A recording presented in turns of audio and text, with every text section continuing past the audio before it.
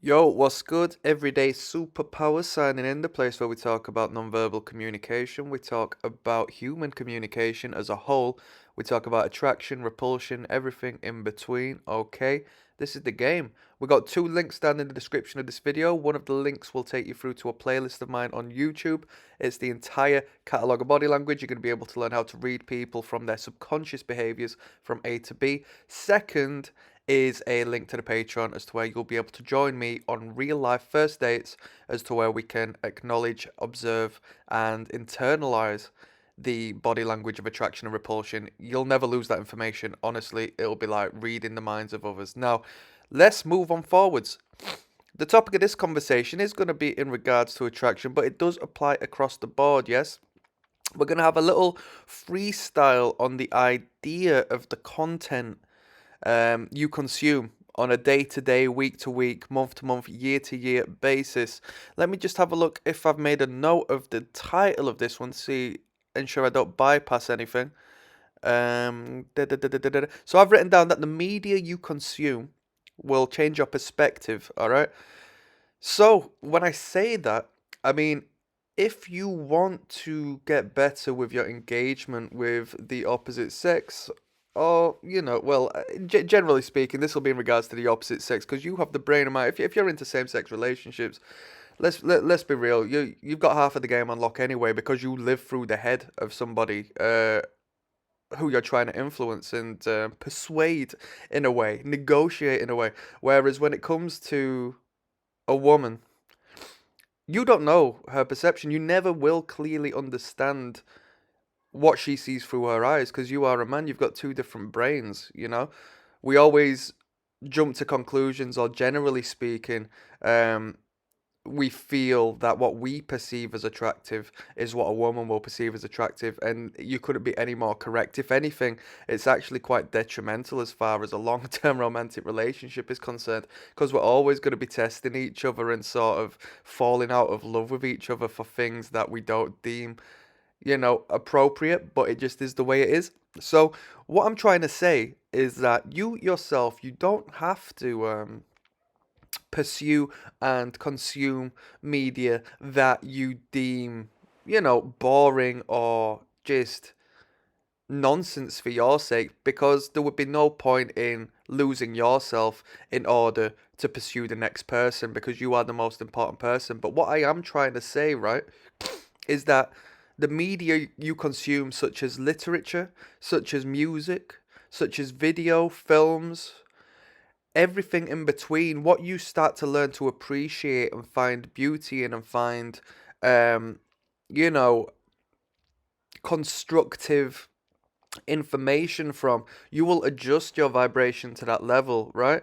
So, I'm not gonna read. I tried to do this in the past, right? For the sake of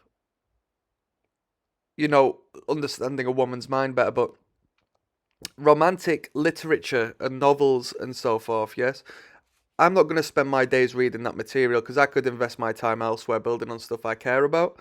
So, if you're into literature, if you're into good writers, fantastic writers, romantic novels, and so forth, that'd be a great way for you to go as far as being able to portray yourself, to speak better, to be more fluent in the language of love, and in regards to finding what a woman would find attractive in a man. If that's the path you want to take. Me personally, I like music. I'm into R&B music. I'm into soul music. I'm into music written to please women. And a thing is, when it comes to songs and songwriters and great songwriting and so forth, generally speaking, and you will hear this, you need to turn on your radio station. All of these songs are going to be written to please the woman, okay?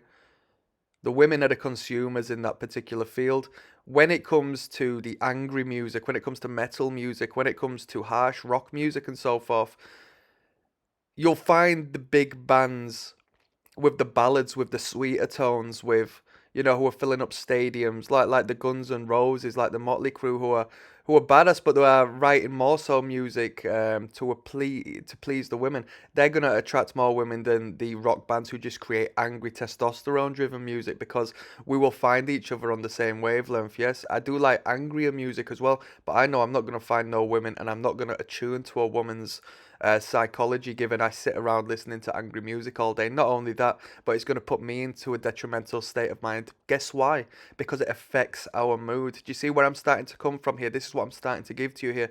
It will change who I am internally outwards, because the media I am consuming is that of a certain caliber. I can't expect to watch violent films and play violent video games and listen to angry, aggressive music and, you know, have all this accumulate into me of a character who is more sexually appealing to women. It's not going to happen. We're going to have less in common, and I'm going to be in a space as to which doesn't necessarily have much of a crossover. I still am man, and I still find interest in these things. I still adore them things, but I do understand if I was to consume it day in, day out, it's only going to distance myself from being able to, find common ground and create a common wavelength with whomever it is I'm trying to engage with on a sexual basis, alright? And that's essentially all of the message I have for this one. I mean, I could try to, I could try to go on a little more, but it's tough.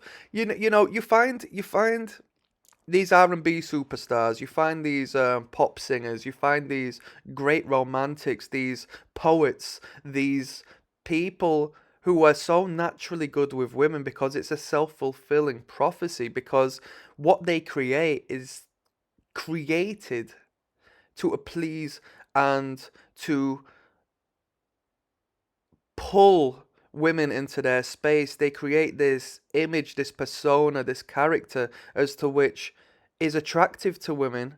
And as they continue expressing and delving deeper into the creation and construction of this space, they don't lose themselves as far as being a masculine entity, because you have to think, right?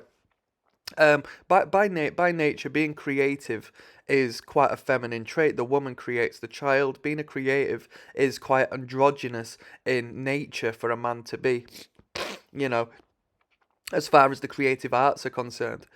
So